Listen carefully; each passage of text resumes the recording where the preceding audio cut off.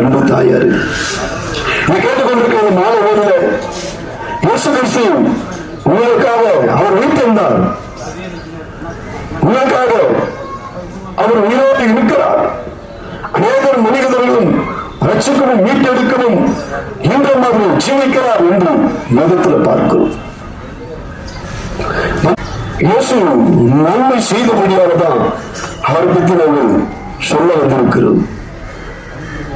அவர் வேதத்தில் பார்த்தீங்கன்னா மனதிருக்கிற தெய்வம், அவர் மனதிருக்கிற தெய்வம்.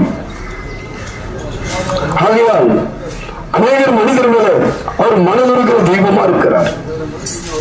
அநேகருக்காக ரத்தத்தை சிந்தினார், அநேகருக்காக கண்ணீர் விட்டார். ஆகையால் வேதத்தில் வசனம் இருக்கிறது, தன் பாவத்தை மறக்கிறவன் வாழ்விட மாட்டான், அது அருகே சொல்லி விட்டு விடுவனும் அவன் தேவனிடத்தில் இறக்கம் பெறுவான்.